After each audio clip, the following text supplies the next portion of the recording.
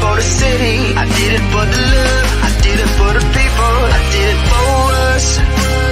Back on this rap-ish, I ain't even broke a sweat, homie, this practice. Pondering my next move, staring at my track list, hope I ain't miss my window. Praying like a Baptist, Seattle's own, tired of this Game of Thrones. They made a list of the best rappers and guess who wasn't on? While the disrespect continues, I'm steady packing these venues. Guess if you ain't at the table, you on the menu, and I'm that spitter, baby. They don't want you to see, but everybody south of Capitol Hill's rocking with me. Boys smoke the trays and plan to getting their life together. I'm comfortable with my role, so I'm like, whatever.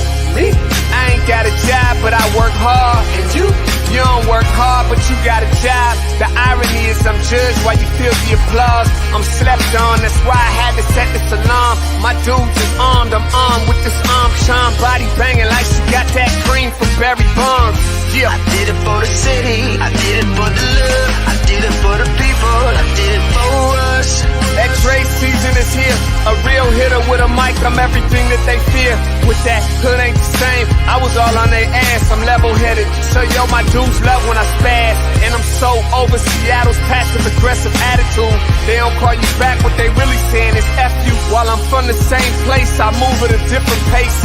I prefer if you just said it to my face, damn, I did it. I did it for the city, I did it for the love, I did it for the people, I did it for us. Average dudes with they average spit, writing average rhymes, knocking average chicks. The closer I get, I can feel the people starting to shift. I'm loyal to a fault, and everybody can't come with. Rap's a rich man's game, I'm only playing with change. They bang models and singers, I'm knocking my own flame, I'm different.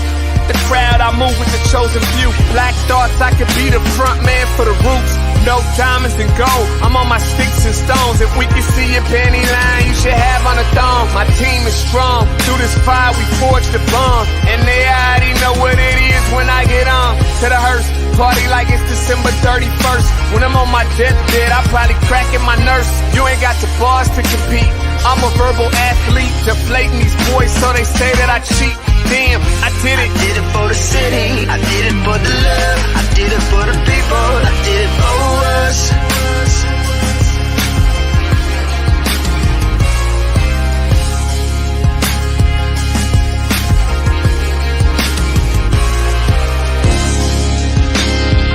Yeah. I should probably start by apologizing for the long wait, man. You know, I know I be tripping. But I'm not just a rapper, I'm an artist. And, you know, my creative process is a little bit different than most. Nonetheless, I want to welcome everybody out to the Dre's Experience. I got TCF in the building. My whole camp's here with me. I got the band in here laying this cool-ass vibe. And I'm Seattle's own. Let's get into it. I just want to live. God protect me. I just wanna live. I just wanna live. Welcome everybody. Happy Wednesday to all of you out there. Welcome to the Morning Update Show. I am your co-host Trey Holiday. And boy, oh boy, we got another great show for you today. Got to bring in my guy Big O with the happenings. What's going on, Big O? Good morning, Trey Holiday. Hey, good morning. It's good to see you. You as well, always. Yeah, we got a lot of stuff going on in today's show. Before I get to that, want to welcome everybody to the Morning Update Show and remind you, right now is the perfect opportunity to tag and share the stream. Go ahead and tag and share the stream with people you feel would appreciate culturally relevant news and information emanating from right here in the Emerald City. Want to give a big shout out to our partners over at the South Seattle Emerald and also KBCS 91.3 out there at Bellevue College. Also want to remind everybody that you can listen to the Morning Update Show. You can listen to the Morning Update Show anywhere where you find your favorite podcast. We have SoundCloud right there, and we got the link in the comments, but you can also find it on Apple, iTunes, Google, Spotify, anywhere that you listen to podcasts. So you can check us out there. Reminder, I got a shirt on here today, our Pride shirts. They are still on sale. There's Trey Holiday, Oya, D'Alessandro, and Omi. All three colors are still in stock. You can go to whereweconverge.com/shop. I think we got the link in the comments right there. It's a great way to support Black-owned independent media here in the city of Seattle while looking good and showing your pride. PSC, we're going to stay on top of this. PSC is offering COVID bill assistance. We'll put that link in there for you as well. If you're a PSC customer, you can get assistance with your bills up to $2,500. We want to remind everybody that although some of the rent moratoriums have been extended, the utility moratorium ends here in the state of Washington on July 31st. If you're behind on your bill with PSC, go ahead and click that link there in the comments and, see what you can do to work something out with PSC. And also a reminder here from Public Health Seattle King County about the vaccine.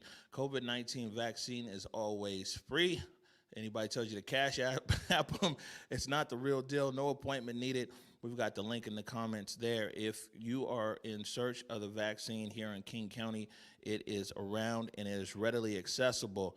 And on today's show, what we're going to be doing is we're going to be following up on this story here with Taking Black Pride, the event there at Jimi Hendrix. It was a remarkable turn of events yesterday where a superintendent of parks was actually heard in a recording saying that he was going to engage the police to possibly shut down the event.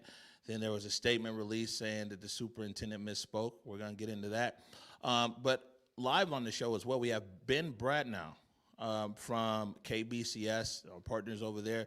They're doing their fundraising drive. We know Converge viewers, they always like to give to a good cause, so he's going to tell us about what's going on at KBCS. And also, we have immigration lawyer Tahimna Watson, and we're talking about some interesting laws that are out there that people can take advantage of. Whew, out of breath. There we go, man. I mean, always a great lineup, and honestly, I'm always excited to get in and dive a little bit deeper.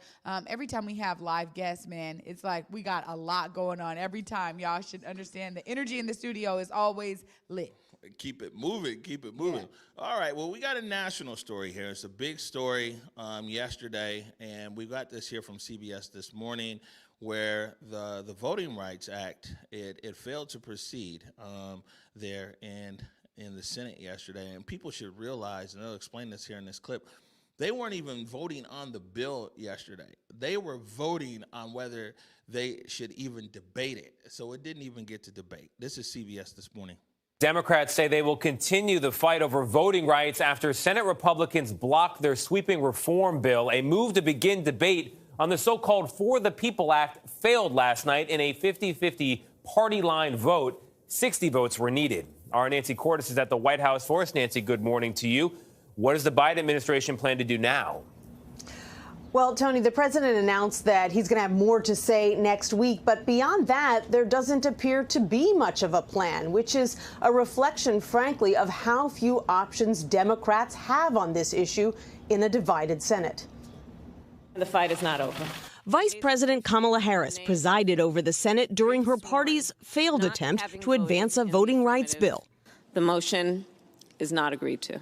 Every Democrat voted yes, but it was not enough to overcome a Republican filibuster. This vote, I'm ashamed to say, is further evidence that voter suppression has become part of the official platform of the Republican Party. The For the People Act would have expanded early voting and same-day voting registration, ended partisan gerrymandering, and increased federal funding for election security. Republicans argued the measure was too broad and would have diminished the power that states and local governments have over elections. The bill that we have in front of us is not so much about voting rights as it is a federal takeover of the election system. The push for a federal voting rights law comes as Republicans in 48 state legislatures have introduced 389 bills this year alone to restrict voting access. The White House is rejecting criticism from some Democrats who say the president hasn't been vocal enough. Those words are a fight against the wrong opponent. President Biden has tapped his vice president to lead the White House effort on this issue. This is about the American people's right to vote, unfettered. It is about their access to the right to vote in a meaningful way. One small victory for Democrats. The entire party held together on this bill, which was not a given. Today, President Biden switches gears. He's going to lay out his plans to combat a recent spike in gun violence, another issue that has been plagued by congressional gridlock in recent years. Yeah, I mean, there's lots of stuff going on there. Clearly, we see it. We're seeing this play out before our very eyes. And as we have efforts, obviously, from the Democrats to really stop so many of those bills. I mean, 389 bills that are really geared towards voter suppression.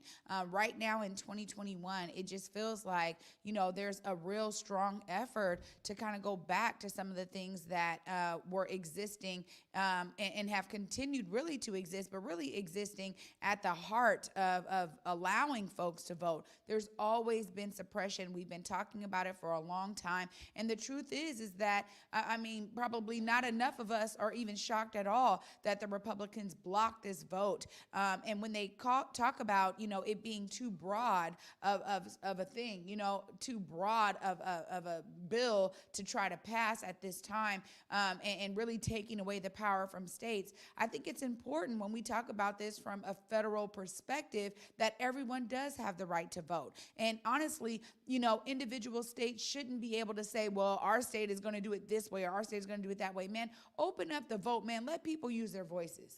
Yeah, and just to be clear, again, they weren't even voting on the bill. They were voting on whether they were going to debate the bill. So it didn't even make it to debate on the floor of the Senate. And, Joe Biden, he got a rough road ahead, man, you know what I'm saying, in trying to get legislation passed. They said that he's shifting gears now to everybody knew that this was going to happen, and now he said he's shifting gears to another important issue, which is gun violence here across the country.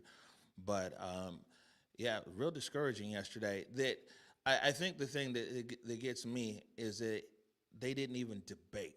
And that's what the Senate is for. You should debate, and people should bring their thoughts and their ideas on any side of the issue. And, all ideas should be heard, and then people vote on it. But the fact that it wasn't even brought up to debate, it tells you the situation that we're dealing with in Washington, D.C. Absolutely. And I think another thing about this is if the states are the ones that have the power, then people in these states need to be educating the constituents on exactly what it is that they're up against, right? And ultimately, we need people to be using their voices. When we talk about maybe a top-down approach and folks being able to combat it in terms of even debating the issue because it's coming from this kind of federal perspective, well, then we actually need people that are in these states that are trying to pass these suppression laws to be the ones to speak up and say, I demand that my voice be heard. And so this is where, that campaign around collective visioning and collective understanding from the people is so crucial. No, definitely. Moving on here to, this is a story that came out originally published in the New York Times. Let me grab this right here. Go ahead and put this up. This is coming out of University of Washington. University of Washington's black campus police officers file multi-million-dollar claims over unbearable racism. Right there at the UW campus. It says here, all 5 black rank-and-file officers in the University of Washington Police Department filed a multi-million-dollar damage claims this week, describing the culture of entrenched racism that has included racial slurs, vicious comments about black people, and open hostility directed at members of the public. And so anything from them being called niggers to people putting bananas in their locker, calling them monkeys.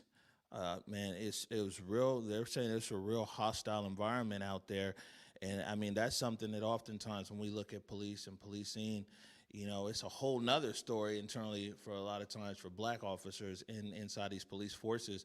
And you think about it now, the city of Seattle says 7% of the population of the city of Seattle is black, and apparently that's the smallest population of any big city in America. That's 7%. Well, 3% of the population at the University of Washington is black. There's 50,000 students there.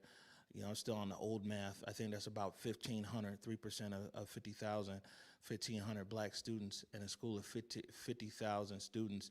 And all of the rank and file black officers at the University of Washington filed this lawsuit. They said it's been going on there for years. But also what's kind of shocking here, you can also find this, it was originally reported by the New York Times, but you can find it on the Seattle Times website as well, is that the University of Washington came out and said they're shocked. We're so shocked. We had no idea this is going on. We don't tolerate X, Y, and Z, This is one to really follow out there, and they've documented this for a while, and again, the University of Washington. I mean, we know it's a long history with us out there. Yeah. You know what I'm saying? Per se, the University of Washington hasn't always been an open and inviting place for Black people as a whole. And you got to think that if a Black police officer, a sworn officer of the law with a badge and a gun, is being treated this way, how's a Black janitor out there working at the University of Washington being treated?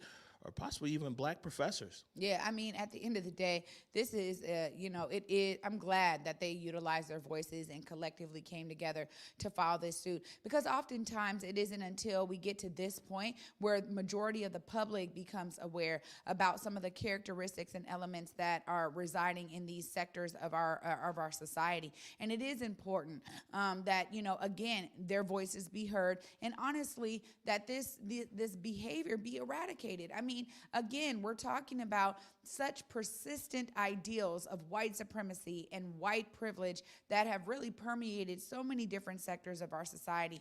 It is important that, that we all learn from this, and you're right. Oh, follow up on this. It says university officials said on Tuesday they were stunned by the allegations outlined in the legal claims, and said administrators had not previously been made aware of any of them.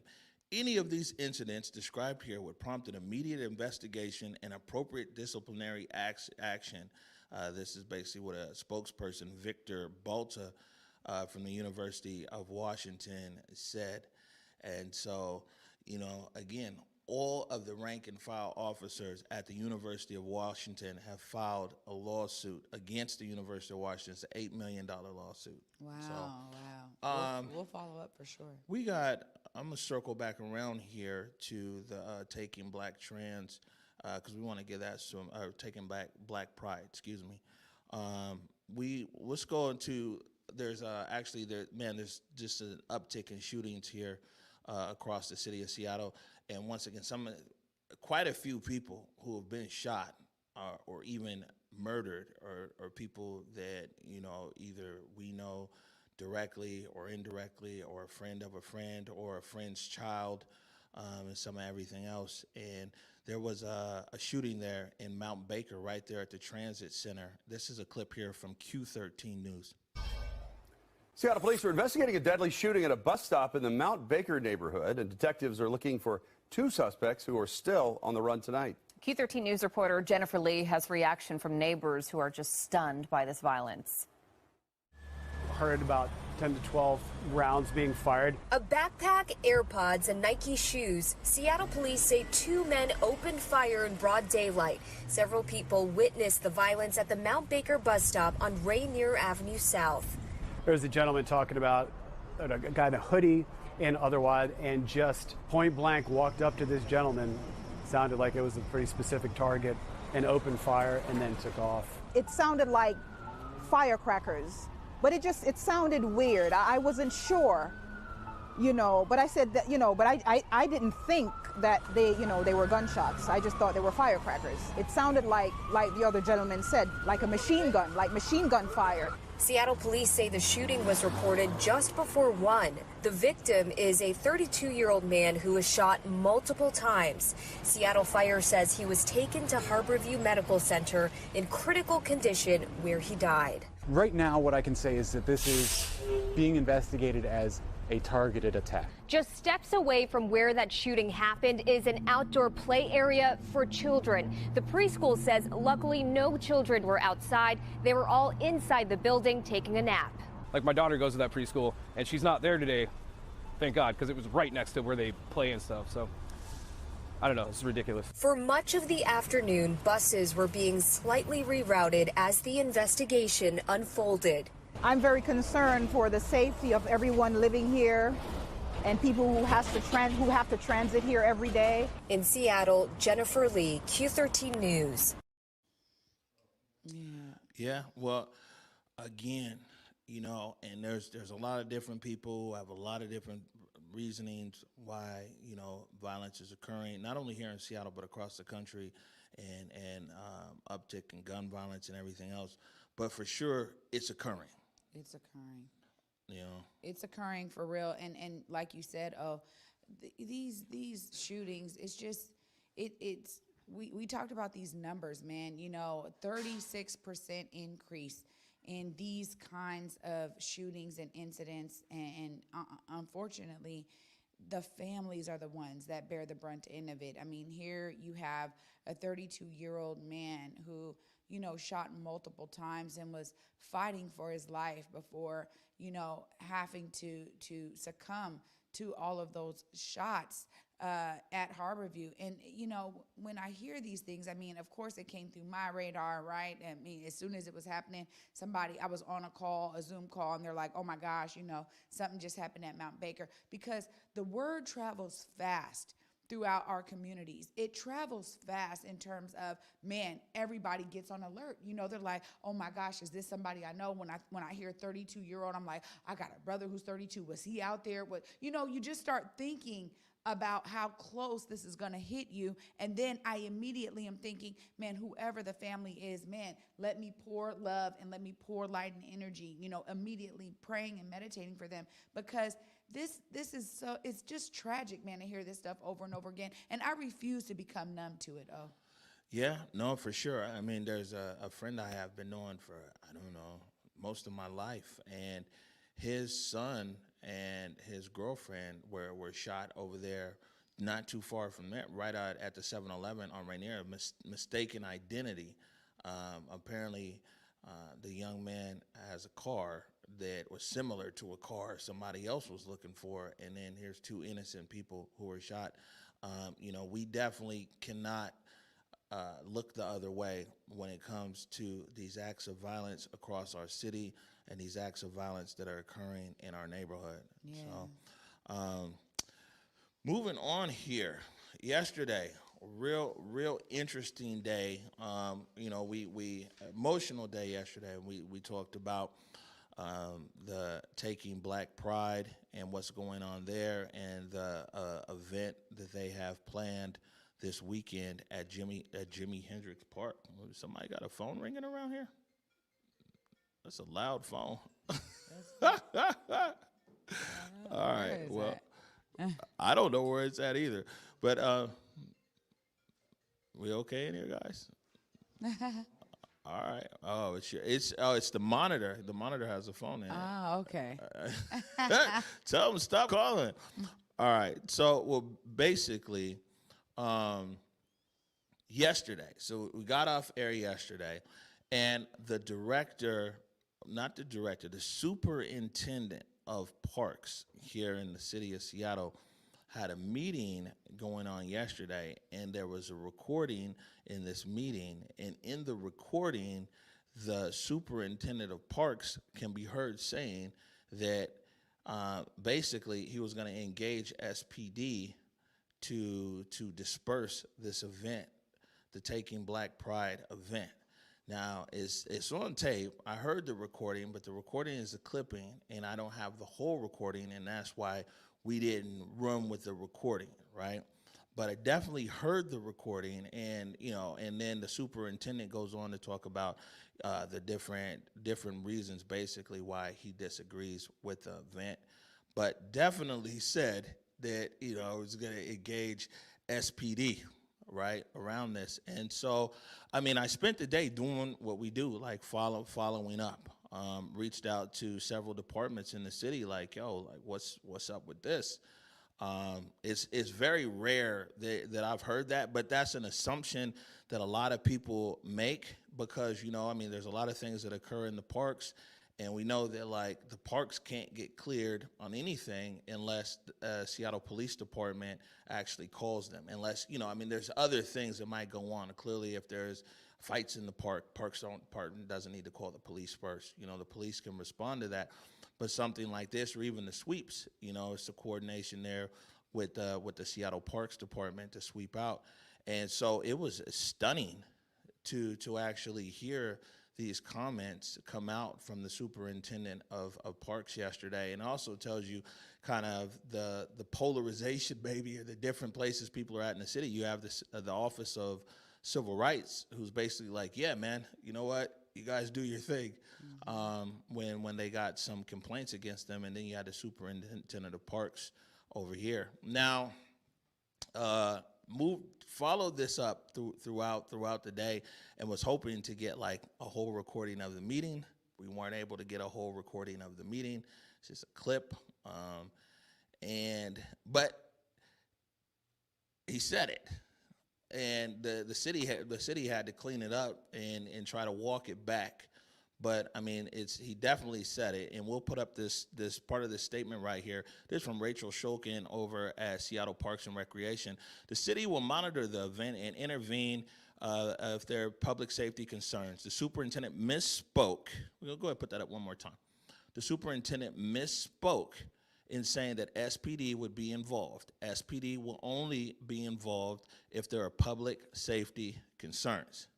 So he definitely said it. And, you know, my understanding is that the superintendent went and sent a very long email to all of the park staff yesterday about his statement, said that it was a mistake, said that, you know, I mean, whatever people in those positions say on something like that. But, you know, that statement and that recording, it created a whole nother layer to everything. But Seattle Parks is now on record basically saying that, you know, and the city is on record saying that they're going to monitor the situation, you know, these kind of things that you hear all together, but which is much different than the Parks Department already planning to engage SPD. I reached out to SPD as well, and, you know, I mean, it's just interesting. And like I said, but, you know, we followed it through, and following it all the way through, we got the statement here from the superintendent of parks. You know, I just got to say that, you know, this is where a lot of politics kind of gets involved, because you want to walk back a statement. And I got to be honest, I heard the recording. Nothing on that recording was about public safety concerns. It wasn't about that. So the truth of the matter is that, you know, now it's best to say we're monitoring it in case there's any public safety concerns. But there's been so many peaceful events that have been taking place that are led by community leaders and led by groups, just like this group that's taking Black Pride. There's almost no real need for that. The precedence hasn't been set for public safety concerns. It wasn't about that. And I think that, again, this goes back to the organizers saying we really want to be explicit and literal about who it is we're doing this event for. I mean, you know, Omari gave such a personal account of how so many Black people were left outside of Pride events and Pride action, that it really did facilitate the need for our own subgroup in terms of Black trans, Black homosexuals, Black lesbians, Black queer folks to get together and decide to do their own thing. And this is not just in Washington State or in Seattle. This is across the nation. So many different events were beginning to take form and take shape when we talk about them doing their own thing on the underground, and like, hey, it was word of mouth only, and the ways that they invited people in. And for any of you that had family members that were not only organizers of these events, but supporting them, going to them every week, every night, whenever they were having them, we know about how our family members said, look, this is the only place I really can be me. And even when you embraced your family member and you said, you know what, we're going to love you no matter what. Like, hey, we want you to love who you love. You know, there was still this real desire and need for so many in our community to be able to wholeheartedly be accepted amongst others that were dealing with their same issues. So, you know, to call it public safety concerns, for me feels like a bit of a watered down statement here, because the original recording, and even though O was right, we only heard that clip, but in that clip, y'all, nothing about that clip was about public safety concerns. Yeah, I would agree with you. There was nothing in there that was about public safety in the portion of the recording that we heard. And also, I would say this is that you know, events in our community and really throughout the city, permitted and non-permitted, there hasn't been any issues. You know, there's been quite a few non-permitted events even throughout COVID, and now, where people have gone into the parks. They've done events. We've had quite a few there in the Central District. I don't know if y'all had a permit for Black Wall Street. And First Amendment events, there was no permit for Juneteenth either. But so basically the superintendent said it. The superintendent walked it back. But the thing is, though, the bigger issue is speaking with this group, because this has become a big story and now on a national platform, the amount of threats. So now it's like it went from these guys just wanting to do their own little thing over there at Jimi Hendrix Park, mind their own business and everything else, to now being on a national platform, and they're getting threats against their lives. A lot of them are coming from outside of the municipality of Seattle, of course, because this is now a national story. Some inside the municipality of Seattle, some from inside the larger LGBTQ community itself are sending threats over there. And so now, for this group, for taking Black Pride, that's a whole nother issue now that they're looking at, is who's going to come there and potentially try to disrupt their event. The GSBA, go ahead and put this up here. The GSBA, this is the LGBTQ Chamber of Commerce for the state of Washington. Converge Media is a proud member of the GSBA. They issued a letter yesterday, or a statement yesterday, also backing their support, saying GBSA stands with taking Black Pride. And one of the things that they've seen that they listed here is that we've seen taking Black Pride targeted misleadingly in local and national media and subject to horrific racist, transphobic, and homophobic online attacks. This must stop. So this is, again, from the GSBA. This is the LGBTQ Chamber of Commerce here in the state of Washington, again, standing there with taking Black Pride. Yeah, you know what, and rightfully so. I mean, this is again why, for me, I was actually shocked that, Capitol Hill Pride wanted to say anything against taking Black Pride. And now you have this national recognition of folks wanting to do this. I mean, we've talked about this so many different times, but cancel culture is real. It's real in subcultures. It's real in the ways that we see it in different communities. And now, here these guys are experiencing it amongst, the folks that, are also LGBTQ members of that community and outside of that community. And I know that, there's been a horrid history about how America has had to, actually reconcile with our communities and really show love. And again, as Omari said yesterday, really thinking about the humanity. And for me, that's really the love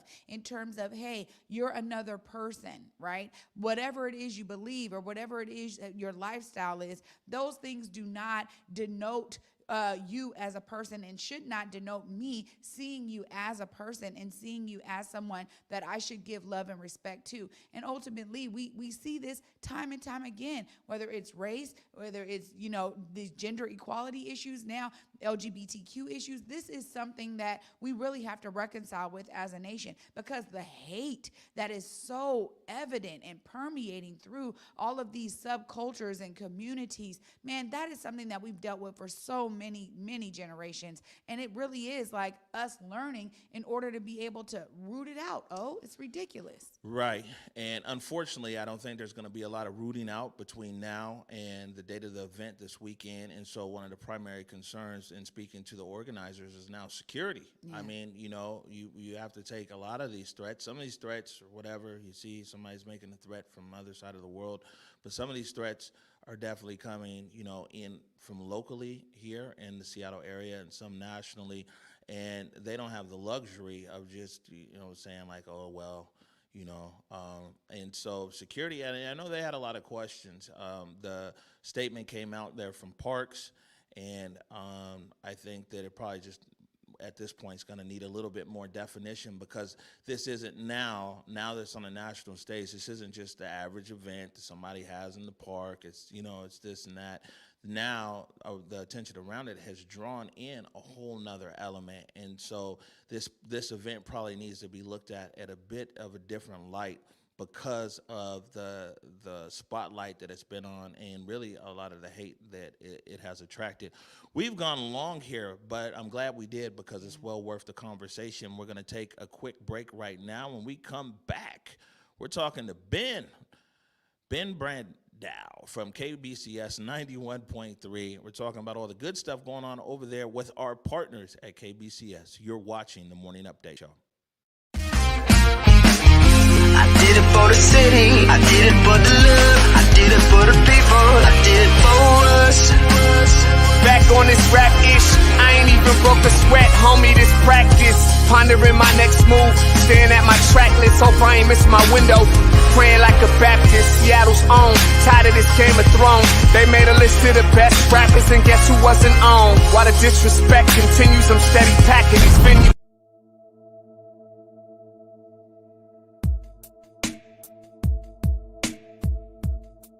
Converge Media produces culturally relevant content for Black and urban audiences. Our coverage is raw, transparent, and objective, praised by community leaders, government officials, and residents.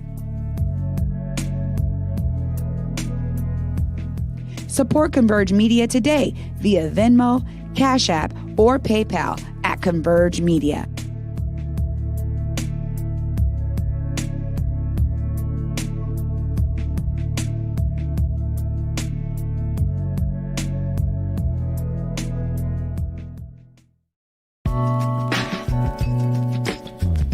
Hey, it's Jake from Converge Media and Get the F Outside.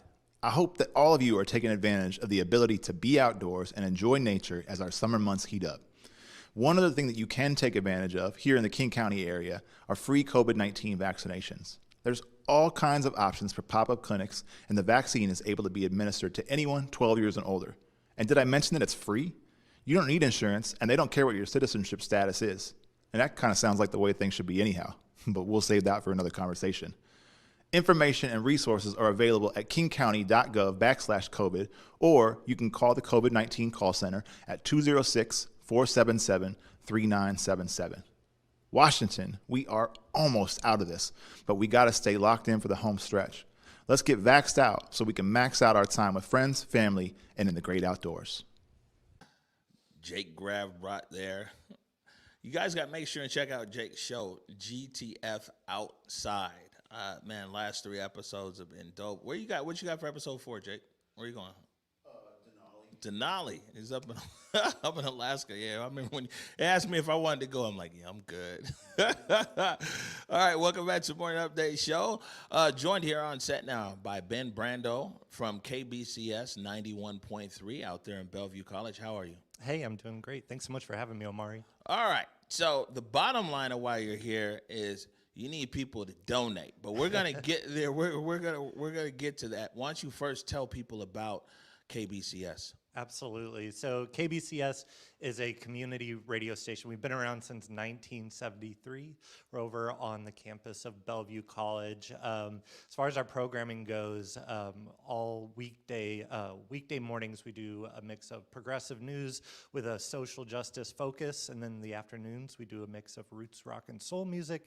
And then the weekends we have all volunteer-hosted programs, and it's everything from bluegrass to hip hop to Brazilian music to Hawaiian music. And we really rely on a lot of volunteers to make a lot of that happen in the community. We have around 60 volunteer DJs. 60 volunteer DJ. You got space for 61? Oh, absolutely. We're always looking for new talent. No. I mean, you might not have to look no further than me. All the talents, right? Yeah. You know, that's where I started my career, man, in radio. WRVS 89.9 down in Elizabeth City, North Carolina. So I'm an old school radio head. Oh yeah, absolutely. What's the signal area for KBCS? Sure, we broadcast all throughout the Seattle metro, over to the island, Bainbridge, Vashon, and then down to Tacoma. So we have a pretty wide range. You can also stream us online at kbcs.fm. We have an app as well, so you can take us wherever you go. Right, and now COVID made a lot of adjustments for a lot of people, especially when it comes to like regular funding that they used to have and things like that. KBCS definitely impacted, and so now this is part of your big donor drive. It's a big lift this year. Why don't you tell everybody about it? Yeah, so our fiscal year started July 1st, and just before that, we found out that we were going to lose our supplemental funding from Bellevue College. So we lost around $150,000, and we had to make up for it. And so we started a sustainability campaign to try to be able to sustain our funding. And essentially, we've been very successful, and we were able to raise that extra $150,000 to be in the black this year. The last part of it is that we're trying to add 1,000 new sustaining donors before the end of our fiscal year, because this extra $150,000 that we're going to need to raise, it's going to start over again July 1 with our new fiscal year. Yeah, man, we need to do fundraising like you guys. they raise. Hey, listen, I got nothing but love for our $5 army because they keep us on the air. Absolutely. But yeah, we need some fundraising secrets from you guys. We've put the link to KBCS to the donate page in the comments for people who want to donate. But also, so I'd like to point this out, right? So people are always asking, they're like, why are we using these stick mics, right? And it's because a lot of our content ends up over there on air at KBCS. Right. And because of the nature of this studio here, the lav mics created a lot of extra sound in the audio. And so we changed our mics just so we could sound crispier on air over there at KBCS. Well, I got to say, we appreciate everything that you all do with us. And I know our News and Public Affairs Director, Yuko, is so grateful. There's just a really amazing community of media coming together, especially smaller organizations like Converge and KBCS and the South Seattle Emerald. Yeah, no, definitely appreciate the relationship with KBCS. There's a lot of the content that, like I said, that's here on the morning show. It's also played over there, which also extends the reach of the content that we create here. Tell everybody the web location. Well, I might break out my Twitter machine. Tell everybody the web address where they can go to if they want to make a donation. Absolutely. So you can go to KBCS.FM, like FM radio. There's a green donate button at the top right of the screen. It just takes a few minutes, and you'll feel good every time you tune in. All right, good stuff. Ben Brandow from KBCS 91.3. Save that slot 61 for me. I'm coming to talk to you about I'll it. Pencil you in right now. Thanks for joining us. Thank you so much, Amari. All right, we're going to take a quick break. When we come back, Trey Holiday is back on the set with Tahimna Watson. You're watching the Morning Update Show. I did it for the city, I did it for the love, I did it for the people, I did it for us. Back on this rap-ish, I ain't even broke a sweat, homie, this practice. Pondering my next move, staring at my track list, hope I ain't missing my window. Praying like a Baptist, Seattle's own, tired of this Game of Thrones. They made a list of the best rappers and guess who wasn't on? While the disrespect continues, I'm steady packing these venues.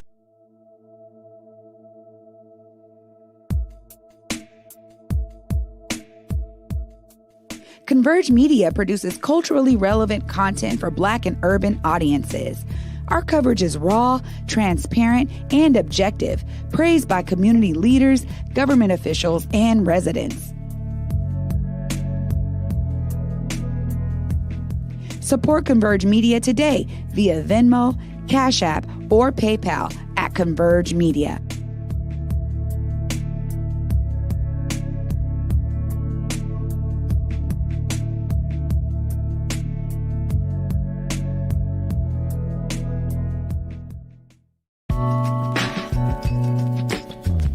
Hey, it's Jake from Converge Media and Get the F Outside. I hope that all of you are taking advantage of the ability to be outdoors and enjoy nature as our summer months heat up. One other thing that you can take advantage of here in the King County area are free COVID-19 vaccinations. There's all kinds of options for pop-up clinics, and the vaccine is able to be administered to anyone 12 years and older. And did I mention that it's free? You don't need insurance, and they don't care what your citizenship status is. And that kind of sounds like the way things should be anyhow, but we'll save that for another conversation. Information and resources are available at kingcounty.gov/COVID, or you can call the COVID-19 call center at 206-477-3977. Washington, we are almost out of this, but we got to stay locked in for the home stretch. Let's get vaxxed out so we can max out our time with friends, family, and in the great outdoors. Welcome back, everybody, to the Morning Update Show. I'm your co-host, Trey Holiday. And joining me right now is Tahimna Watson of Watson Immigration Law. Thank you so much for joining us today. Thank you so much for having me. I'm so grateful. Absolutely. And, you know, we're going to be talking about a program a little bit in just a second, and we'll dive into it. But I want you to be able to give the audience a little bit about your background and what you've been doing as an immigration lawyer.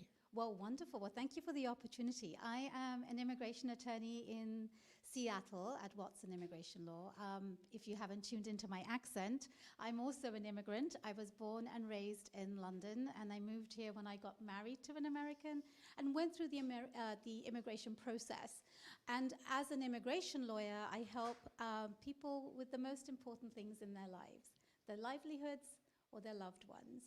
And the last 4 years particularly have been very challenging because immigration laws and policies have gone through a tumultuous time. And so it's kept me very busy in helping the community as well as our clients in how to protect the rule of law. So in the process, I've written a couple of books. In 2015, I wrote a book, and in 2020, I wrote a book about what immigration lawyers had been doing in the last 4 years. But my new book is coming out in July this year, and it's about the topic that we'll talk about. Well, you know, it's great to hear a little bit about your background, because I think that it really helps to ground us in, you know, how you're able to be a part of this next kind of piece of the puzzle in terms of businesses and immigrants who want to come here to start their businesses. So let's hear a little bit more about this program. Yes. Well, one of the major things that people need to understand that doesn't necessarily get understood is immigration really is a tool for economic benefit. It's just not used properly or not understood properly. And what this administration has done, it has revived a program that was dormant because of the previous administration. And it was created so that international entrepreneurs could come to the United States and use funding from Americans, American investors, accelerators, or angel investors to create the next Facebook or the next startup that is going to make a difference. And the program basically says if you have raised $250,000 and you have the promise of a rapid growth business, you're going to create jobs, we will allow you to be in the US for 2.5 years.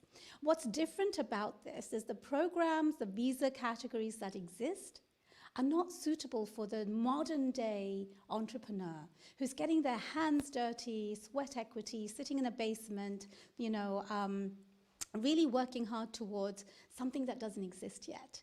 And that doesn't reflect in the laws we have, because our laws are from the 1950s and 60s. And as you've probably discussed before, immigration reform has been necessary for a long time. So this is really regulation, and it's using existing law to reinterpret and make sure that it benefits America. And so it is available now. And I'd say there are 3 types of people who could benefit from it. There are students in this country who come from different parts of the world, and they often create cohorts, little teams in incubators. If they were to raise $100,000 in grants or awards, they would be able to actually benefit from it. So that's one group of people.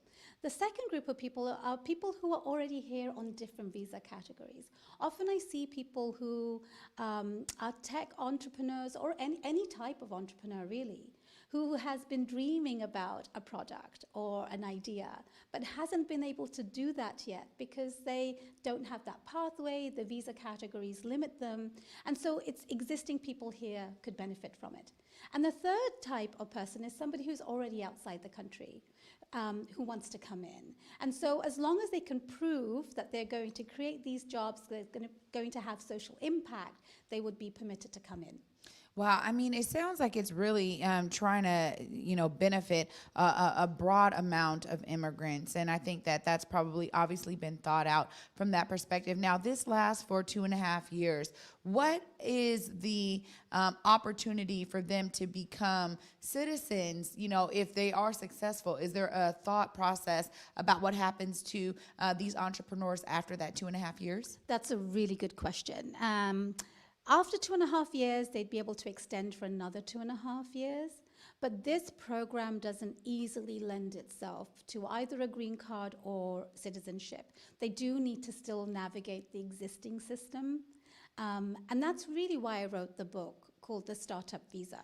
The Startup Visa would be an actual visa category for these types of people. And why is it necessary? If you look back to the history of America, the American economy was really built by immigrants, whether it was the rail tracks, that was created by immigrants from Southeast Asia, connecting the West Coast to the East Coast. If you think about New York City and the vertical city it's become, it's because a Scottish immigrant created a way to manufacture steel in a cheaper way. If you think about WhatsApp, something that's been part of our lives, especially in COVID, an immigrant who was bought out by Facebook. Every aspect of our lives, if you think about it, there are immigrants behind it, whether we know it or not. Levi's jeans is a perfect example. It's a household name in every part of the world. Yet it was created by an immigrant who came to America. Immigrants have created things here, right here, and they've made it household names around the world. And imagine the jobs they've created. Part of this program is really about jobs. It's all about jobs, in fact. Something I say to my clients, it's all about show me the money. If you are contributing here, you'd be able to benefit from it. Well, one of my last questions, I got to ask you this, and I know we talked a little bit before we came on, is as we talk about these opportunities for immigrants, oftentimes I'm so steeped in community, I'm always thinking, well, how does that benefit people who are here? When we talk about, these investors and investments going to folks maybe outside of the country or going to those who are immigrants, as you said, this is very specific. How does, a Black person who has these amazing ideas, how do they get recognized when this is another maybe piece of the puzzle? When we talk about what the American dream looks like, there's still a lot of Americans trying to realize that American dream, and there should be probably pathways for both. But what do you say to that? That's a really good question. And I am integrated very deeply in community too. And it's something that I absolutely care about. What I think we need to look at is this as a big picture. You're not helping one group at the exclusion of others. This is not done so that another group cannot succeed. Those people who are trying to, reach the American dream should still strive for it. Those people who are investing in immigrants want to invest in, homegrown immigrants. If you think about Chile, I'm just going to give you a quick example. There was a program called Startup Chile, and what they did as a government is gave foreign entrepreneurs $40,000 to come to their country and create these ideas, work on their ideas. But their goal was, you've got to hire local people so they can learn from you. What's happened 10 years later is that those entrepreneurs are the recipients of those $40,000. Because that program has really enabled the community to actually be inspired and use those trainings to grow themselves. So that program has really contributed to the economy in that country, and that program has been replicated around the world in different parts of the world. So it's a benefit to all. And again, I come back to immigration is one part of a solution to the economic crisis we're going through. And what I commend this administration for is that they have realized that this program was right there, sitting there, and we're going through a pandemic where there's a housing crisis.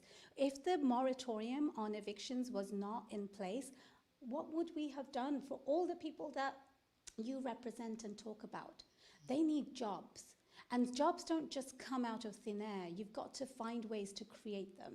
And this is a creative way of doing that. Well, Tahimna Watson, thank you so much for joining us. For our audience, before we let you go, please let them know how they can find more about you, maybe the book, and also if they have immigrant friends who are like, this is perfect and I've been waiting for this opportunity, how do they learn more? Well, thank you so much for asking. Well, I am out there. If you Google me, you can find me, but I have a podcast called Tahimna Talks Immigration, and there is currently a new series on the startup visa where I've brought thought leaders from around the country to talk about what they see in their field and why immigrant entrepreneurs are important. I have other series called Legal Heroes, and people will recognize a lot of the faces in that series. My website is watsonimmigrationlaw.com. I am a bi-weekly columnist for a national legal magazine called Above the Law, where I'm writing about everything that I see on the ground. And the most recent article was about detention centers and the immigration court docket that is coming into play. And I write for the Entrepreneur magazine as well. I'm on Twitter and LinkedIn and anywhere else. So you can't not find me. Awesome. Well, thanks again so much for joining us right here on the Morning Update Show. And you guys heard it from Tahimna herself that, you know, clearly she is finding a way to be a part of the solution. I always love to dive in deeper with folks who are doing it in these various sectors that are so beneficial to all of us. You guys stay tuned. You're watching the Morning Update Show. I did it for the city, I did it for the love, I did it for the people, I did it for us. Back on this rap ish, I ain't even broke a sweat, homie, this practice. Pondering my next move, staring at my track list, hope I ain't missing my window. Praying like a Baptist, Seattle's own, tired of this Game of Thrones. They made a list of the best rappers and guess who wasn't on? While the disrespect continues, I'm steady packing these venues.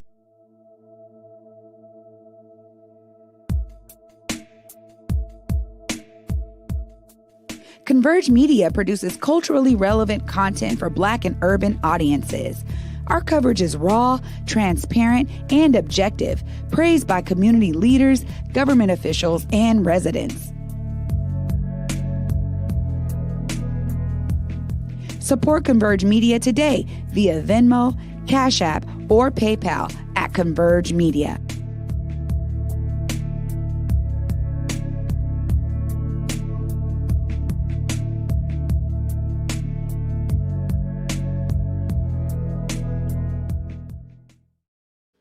Welcome back to the Morning Update Show, y'all. Trey Holiday here, your co-host, and excited to bring my co-host back into the studio. Man, we've had some great guests today, and it looks like we got one more on the lineup. Yeah, we do. And actually, before we bring in Kevin, I want to correct this Tahimna.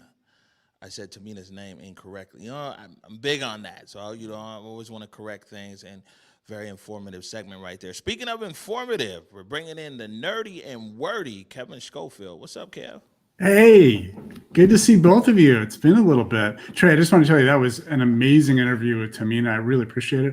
I can tell you, you know, from my experience in, you know, working in the business community in the Seattle area for, you know, a long time, you know, one of the lessons that I learned was that, you know, we can't control where the talented people are going to be born in the world, right? They're going to be born everywhere, right?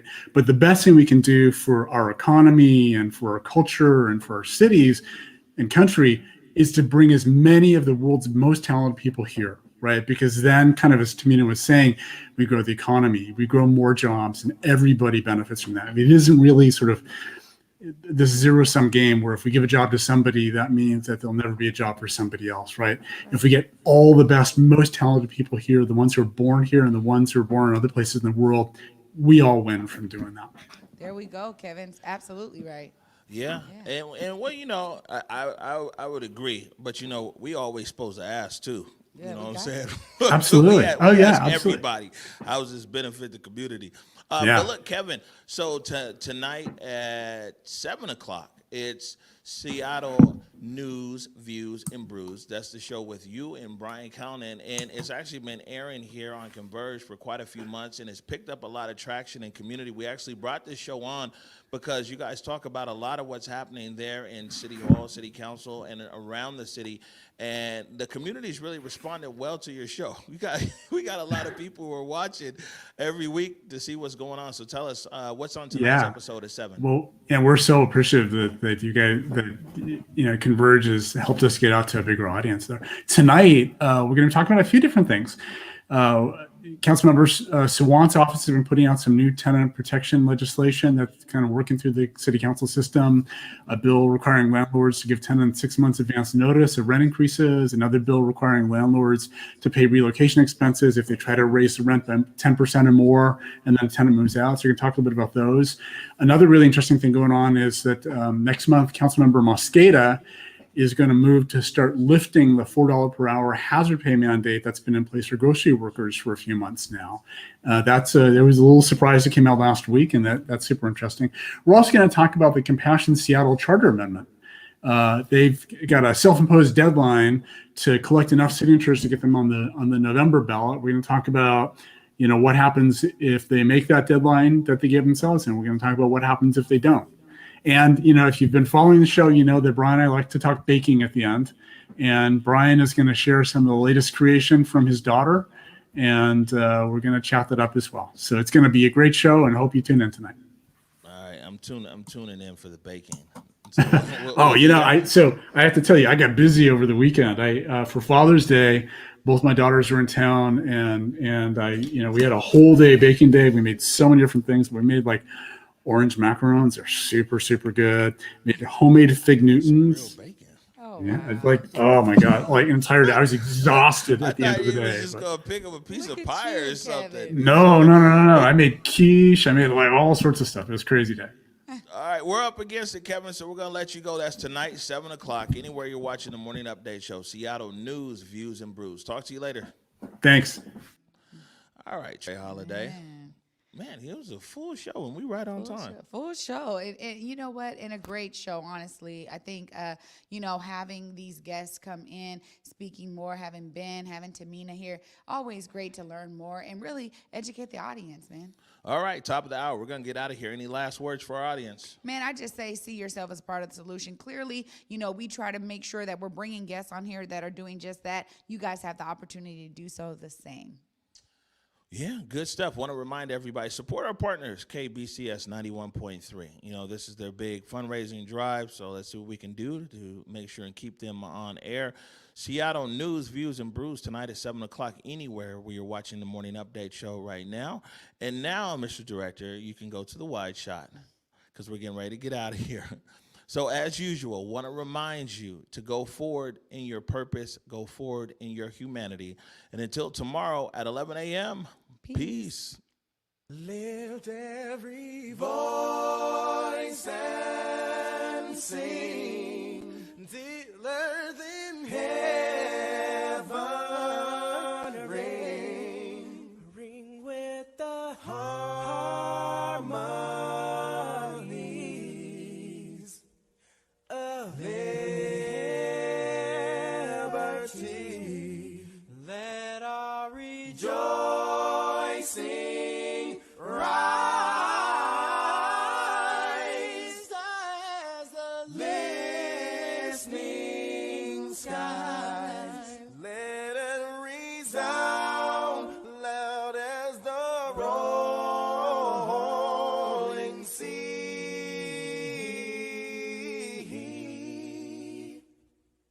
Sing a song full of the faith that the dark past has taught us. Sing a song full of the hope that the present has brought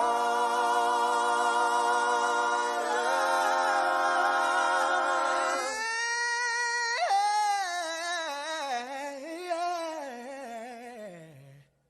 Facing the rising sun of a new day.